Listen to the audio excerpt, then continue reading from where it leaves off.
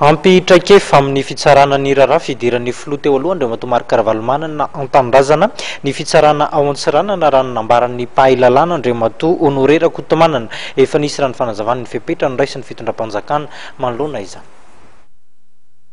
Mivazy olona zay satria io moa ny antsony tonandraikitra ko tsy nahazo tonandraikitra mihitsy dia ndarana zany no mivoaboasako zany ary moa fampianarana teo fa efa mivany olana efa nampiasainy dareo le andininy fa enina amby sivifolo ao amin'ny lalàna fehizoro mikasika ny fizarana tampony le hoe tsy misy voalohany indrindra hoe tsy misy ny chef d'inculpation zany hoe tsy misy zany antony fiampangana amiko ohatran'ny veriky fa ohatran'ny ngamba sao de discours zany satria zao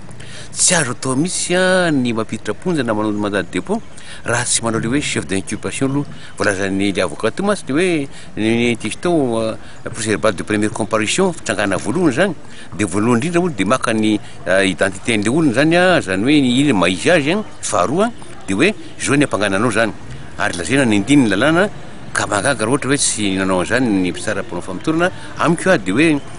tsy hanao an'izany mihitsy ny mpitsara mpanao famitorana fa sao de mety le loharano vaovao le avocat no mety sanatria hoe diso zany manarakaraka an'izay le hoe tsy mety miaino ny na manao fanadihadihana ny présidente aloha Ravalomanana ny mpitsara mpanao famitorana io moa fantatry ny mpitsara rehetra ary fantatry ny avocat fa zao ny mpitsara mpanao famitorana de maleo tena ary izy ihany mandahatra hoe izy zany tiany inona meloha ary hoe inona koa ny zavatra tiany ho antanina amin'ny fanadihadiny zany zany hoe ny interrogatoire zany zay zany de hoe zay ny hoe mampaleo tena ny mpitsara mpanao famitorana zany ratsoriny zany de zao antsiranana zany raha ohatra araky ny arana paikaderoka fizandarana paikaderoka dia tsy fitsarana mahefitra zany hoe juridiction compétente zany ny fitsaranao zany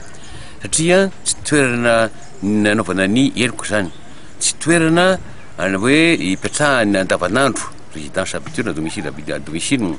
ary tsy toerana ny samborana le olona zany zay zany ny hoe tsy mahefy izy kanefa kosa hoe noho ny fitandrona ny fandriam-pahalemana na ny hoe mba hizoza tsara ny fitsarana sécurité publique et bonne administration de la justice de azony fitsarana fandravana atao na cour de cassation atao ny manendry fitsarana hafa toerana hafa hisarana le raharaha mba hizotra mpilaminana lay fitsarana zany dia zay zany ny anton'le hoe za hoe fampiarana le andeny fa enina amby sivifolo amin'ny lalàna fehizoro mifehy ny fitsarana tampony.